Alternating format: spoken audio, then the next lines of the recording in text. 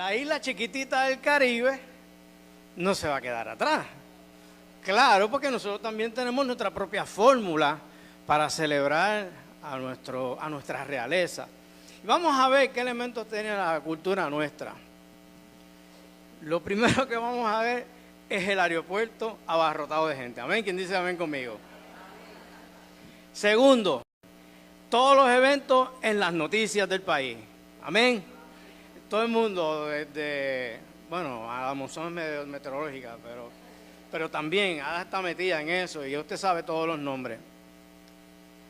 Rey Charlie, obligado, las caravanas, las motoras, la policía motorizada, las tumbacocos, las fiestas patronales. En fin, Puerto Rico se desborda. Y usted dirá, pero ¿cuándo nosotros hemos recibido a algún rey? Pues no hemos recibido a uno, hemos recibido a 5.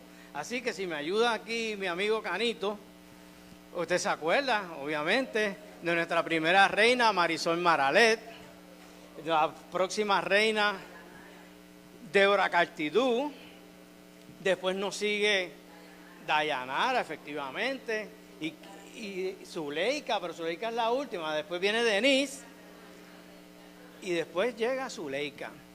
Nosotros como pueblo, efectivamente, tenemos en nuestra cultura celebrar a la realeza, al igual que el pueblo de Israel. Pero esta mañana vamos a enfocarnos un poquito en ese evento bíblico que nos comparte la palabra de Dios de cómo se recibió al Rey de Reyes y Señor de Señores. Vamos a leer en la lectura de Juan capítulo 12, versículos del 12 al 16.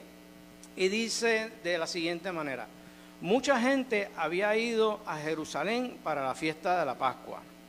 Al día siguiente supieron que Jesús iba a llegar a la ciudad, a Jerusalén. Entonces cortaron hojas de palmero y salieron a recibirlo gritando: Hosana, bendito el que viene en el nombre del Señor, el Rey de Israel.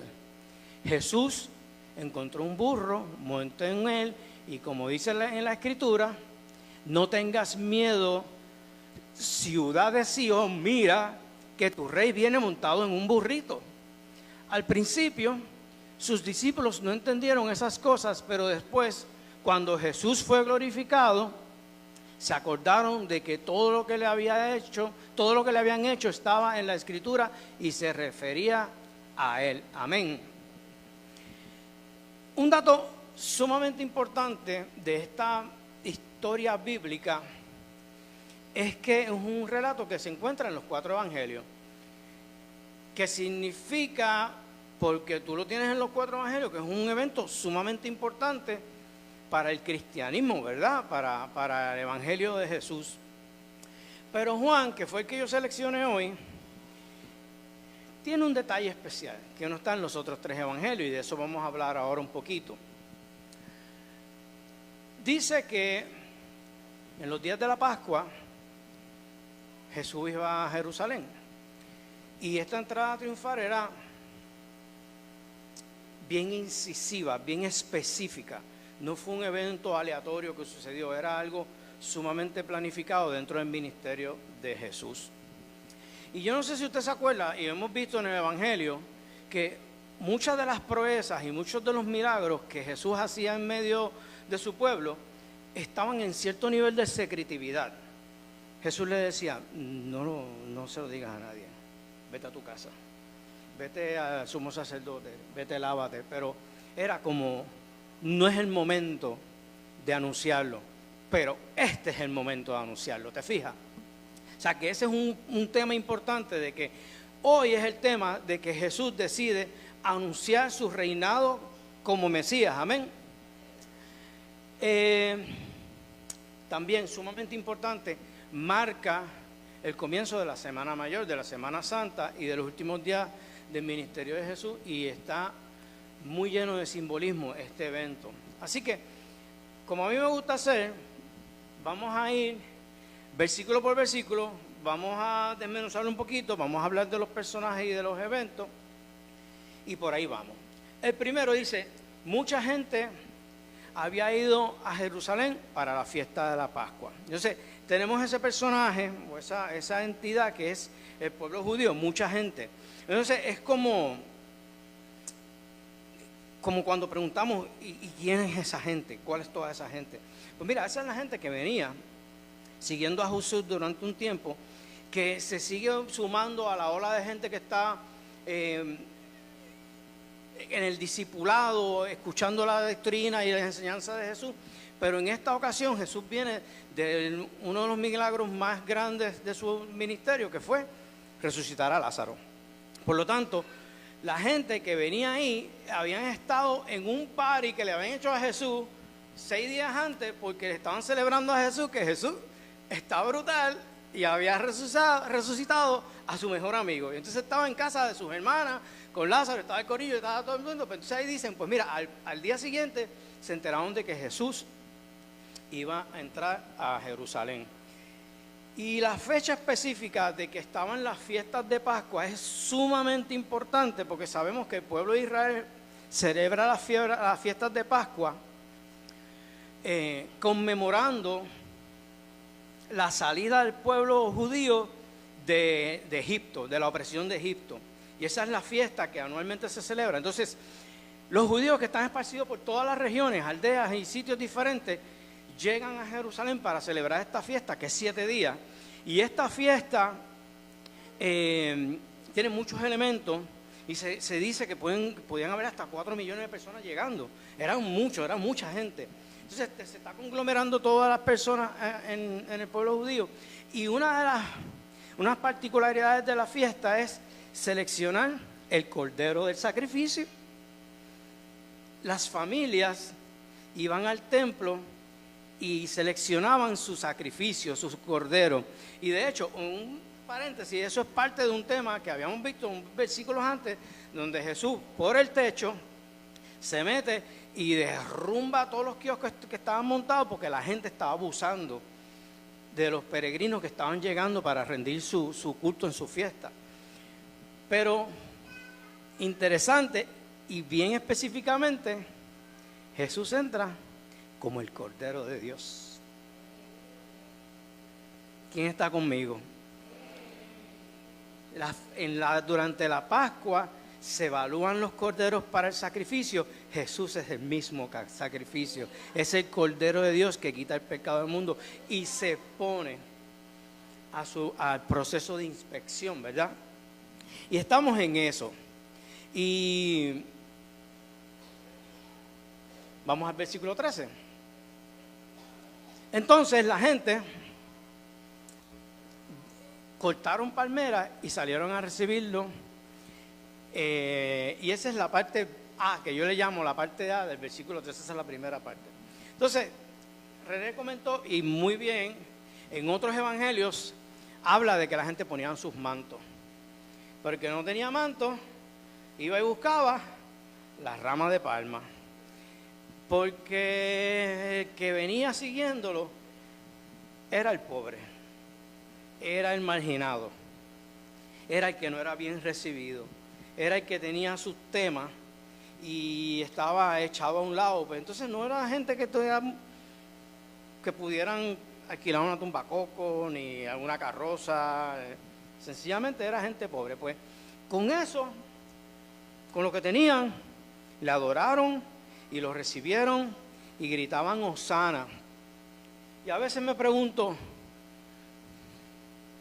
¿qué necesito para recibir al Rey? ¿Qué tengo?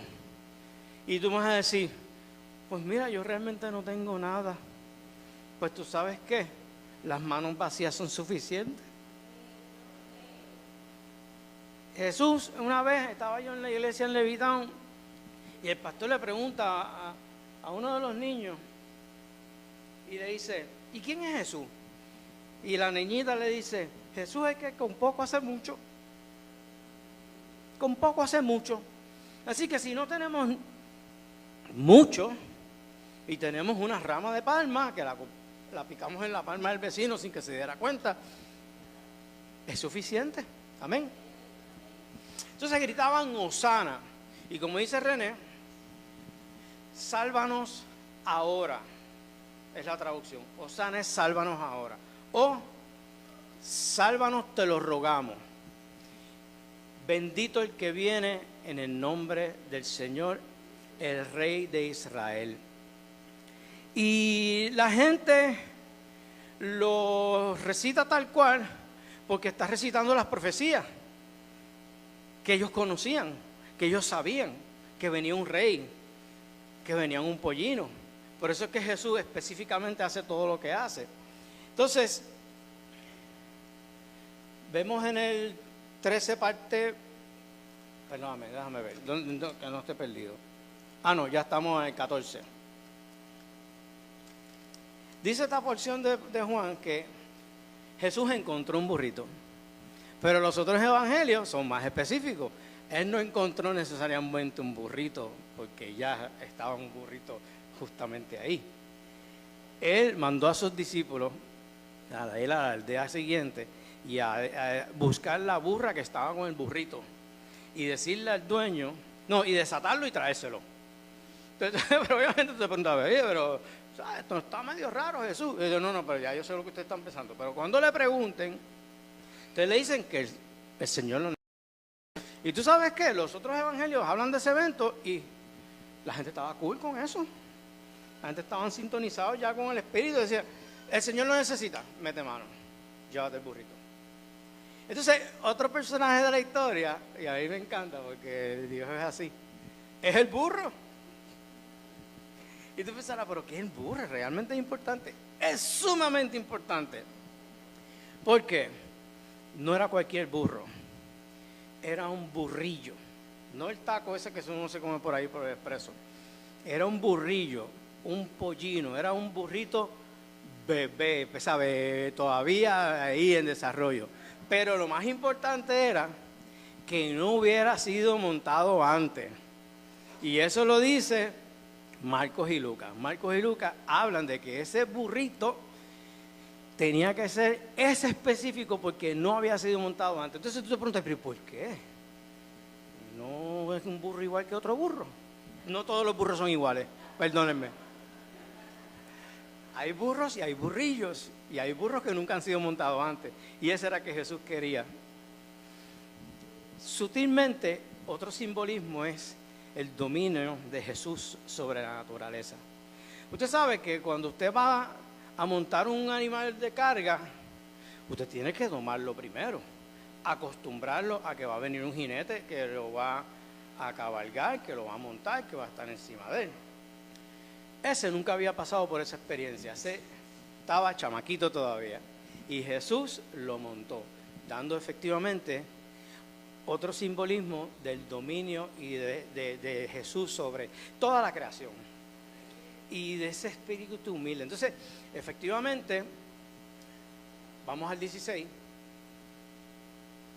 Mentira, vamos al 15.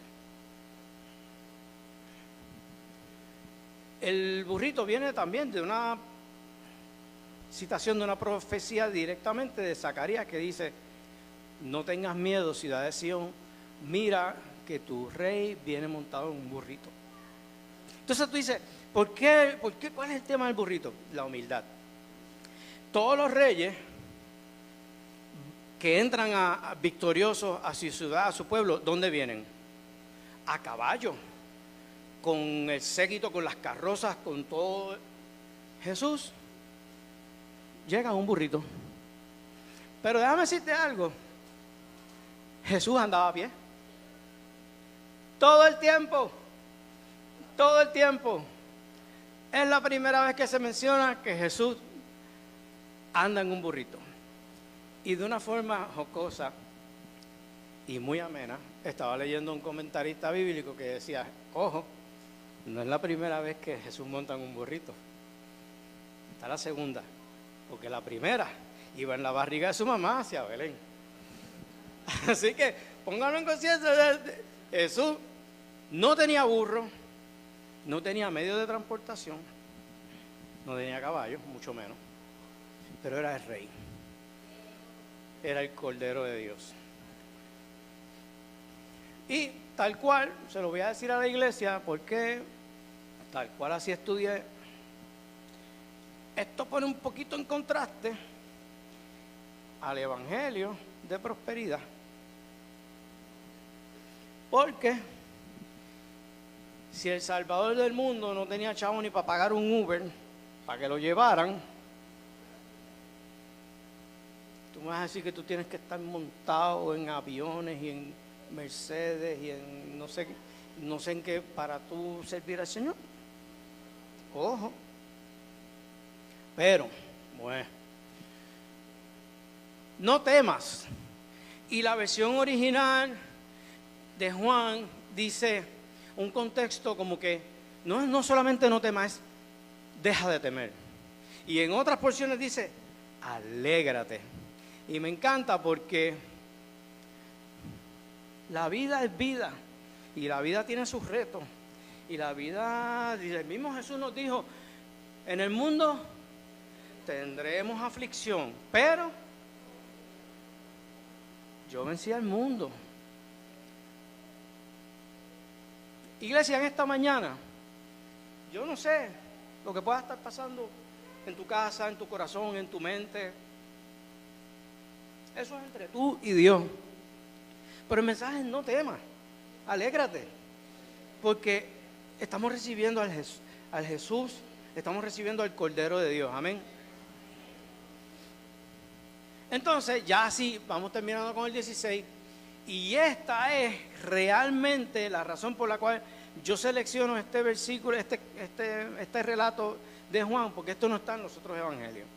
Y aquí dice, al principio sus discípulos no entendieron estas cosas, pero después, cuando Jesús fue glorificado, se acordaron de que todo esto que le habían hecho estaba en la Escritura y se refería a Él.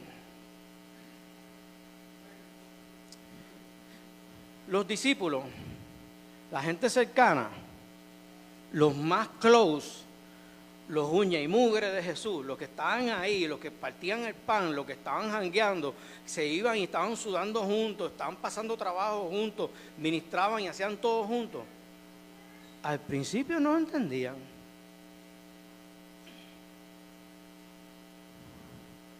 Pero no se supone que si yo estoy cerca de Jesús, yo debo entender al Maestro. No necesariamente. No necesariamente. ¿Por qué? Porque a veces nosotros tenemos nuestra mente hecha de que nos vamos a acercar al Señor, vamos a seguir sus pasos, y ya yo tengo mi plan hecho en mi mente. ¿Quién dice amén? Puede levantar la mano con confianza.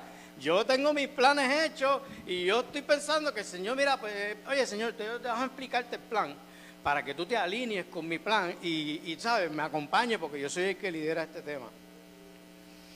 No necesariamente el plan de Dios es el que tenemos en mente para nosotros. Entonces, ejemplos de que, ¿por qué no lo entendían? Pues yo saqué 3 ejemplos. Bendito, pobre Pedro, porque le tocaron los 3 a Pedro. Pedro cortando orejas y Jesús pegándolas para atrás. No entendía que es un príncipe de paz. Pero él estaba, no maestro, fíjate, vienen a meter mano y cortamos orejas. No, Pedro, no se trata de eso. Otra, la transfiguración. Jesús sube con Pedro y otros discípulos al monte. Jesús se transfigura, brilla su rostro, aparecen Moisés y Elías. Y Pedro nuevamente, ¡ay, papá chévere, Señor! Vamos a montar una chocita, vamos a hacer caseta de campaña, vamos a dejar todo ready, porque aquí que está bueno. No. El propósito de esto es otra cosa. Nosotros no nos vamos a quedar aquí. Esto está bueno. No lo pongo en duda. Esto está bueno, pero esto no es de lo que se trata. Vamos a ver qué otra hay ya con esto. Entonces Jesús en Mateo le está diciendo a los discípulos, Mateo 16, le está diciendo a los discípulos, bueno, mi gente, esto es lo que hay. Vamos a ir a Jerusalén, me van a meter preso y finalmente me van a matar. Y nuevamente, Pedro, no, Señor, eso no puede ser. ¿Qué te pasa? Esto no es Jesús, esto no es. ¿Sabes cuál es la respuesta de Jesús? apártate de mí, Satanás. Dito, no le estaba diciendo diablo. Lo que estaba diciendo a Pedro era oponente. Apártate de mi oponente porque ese no es mi plan. Yo tengo que pasar por esto. Pero los que estaban cerca de él no lo entendían, el pueblo mucho menos. Porque vemos al principio el relato que dice, ¿qué estaba diciendo la gente? ¿Qué estaba cantando la gente? Hosana. ¿Por qué? Porque la gente estaba esperando, según la profecía de Zacarías, que iba a venir el rey. Entonces ellos están años bajo la opresión del reino, del imperio romano. ¿Y qué es lo que ellos necesitan? El libertador que nos saque a esta gente de encima. El libertador que saque al imperio romano y que lo derroque. Pero, al parecer, habían elegido ignorar otras profecías que decía que Jesús, varón de dolores. Entonces estoy esperando al rey que va a empezar a dar macetazos y va a sacar al imperio romano, pero tampoco entienden que mi reino no es de este mundo. Lo que estoy haciendo aquí ahora no es de este mundo. Entonces, la misma gente que estaba Hosana, pompeado y estamos celebrándolo hoy, en pocos días es crucifícalo. Mano, qué cambio de mente más brutal. Hosana al hijo de David, al que viene en el nombre del Señor. No, véate eso. ¿Cómo es que dicen los muchachos ahora? La cultura cancelación. Cancel culture con Jesús. Giacata, crucifícalo. Esto es lo que el tipo se merece. Mi reino es este mundo. Y eso es lo que parece que pues no estábamos entendiendo en ese momento. Porque lo que yo quiero no es necesariamente lo que yo necesito. Que nosotros dicen amén. Hace unos años, cuando yo me mudé aquí a Cagua, 90 y pico, años del 90 y pico, yo tuve una afección de salud bien dura, con unos discos herniados que yo no me podía mover. En ocasiones, Caleb y Josué eran los que me iban a buscar la compra. Yo desde acá como, vayan ustedes, y yo, sí, vamos. Ellos me traían la compra y, ¿sabes? Bien bíblico, bien brutal. Y yo voy al médico, doctor, yo no me puedo mover, estoy bien malo. Pero en los análisis, en la oficina médica, papo, tú tienes la presión alta, ¿tú sabías eso? Sí, pero olvídate de eso, quítame este dolor. Ayúdame a orar con esto, yo no puedo. Tú de eso no te vas a morir. ¿En serio? Sí, tú de eso no te vas a morir. Pero si tú no te atiendes la presión, de eso sí tú te puedes morir. Entonces, en el ministerio del Evangelio de Jesús es como que, ¿qué es más importante? ¿Liberar a la nación del Imperio Romano, de la opresión del Imperio Romano, o liberar a la gente de la opresión del pecado? Y cuando miramos la eternidad y vemos estas cosas, nos damos cuenta que la eternidad gana. La eternidad tiene más peso que lo que podamos estar pasando aquí y ahora. Así que no necesariamente lo que queremos es lo que necesitamos, y no necesariamente el Redentor y el Mesías que el pueblo estaba esperando en ese momento fue el que recibió por el que necesitaba. Amén. A lo mejor es Jesús que tú estás buscando, no es el que tú quieres en esta mañana, pero es el que tú necesitas. Amén. Puntos importantes y con esto cerramos. Reconocer a Jesús como Mesías y como Cordero de Dios que quita el pecado del mundo. No pensar que Él tiene otra función en mi vida que no sea de Redentor del mundo, del Cordero de Dios, del que viene a quitar el pecado, del que se llevó mi pecado en la cruz y pagó por él. Ese es Jesús que yo necesito reconocer en la mañana de hoy. Amén. Segundo punto importante, Recibamos al Salvador del mundo con lo que tengamos. ¿Qué tú tienes? ¿Qué tú tienes? ¿Tú tienes una guitarra? Vamos para encima. ¿Tú tocas rock? ¿Es lo único que sabes tocar? Vamos para encima, igual. ¿Te aceptaron en la iglesia que tocan rock? Pues vamos para encima. ¿Tienes una penca de palma? No es tuya, es del vecino. Pícate un par de pegas, un par de pencas, pero dile al vecino que usaste la palma, ¿verdad? Porque que de momento no vaya a levantarse el domingo de Ramos y vea la palma de Falcá. Recibámoslo con lo que tengamos. Con lo que tenemos es suficiente. Amén. ¿Quién dice amén? Alegrémonos y no temamos. ¿Por qué? Porque dentro de todo lo que pueda estar pasando, tenemos al Salvador del mundo que está con nosotros. Aunque no lo entiendo, el Salvador del mundo está conmigo. Y el cuarto punto más importante: no siempre vamos a entender todo, pero como dice la Escritura, va a llegar el momento que vamos a recibir la revelación de parte del Espíritu Santo de Dios. Y si tú no lo entiendes hoy día, pídele al Señor, ayúdame a entender. Y esa es una pregunta y es una solicitud sumamente válida. Ayúdame a entender. Habla mi corazón. No lo entiendo, pero te obedezco. Ayúdame. Así que vamos a estar puestos en pie. Yo le voy a pedir a los compañeros de ministerio que nos acompañen esta mañana. Y si hoy Dios ha hablado a tu corazón y quieres responder a no lo entiendo, pero voy para adelante. Señor, voy contigo.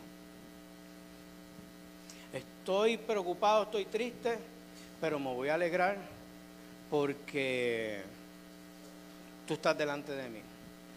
Hoy es un buen momento para decir, Señor, estoy aquí. Así que los animo en esta mañana. Si Dios ha hablado a tu corazón, pasa, levanta tu mano, dile a alguien que ore por ti y que te ayude hoy con tu petición delante del Señor. Dios me los bendiga.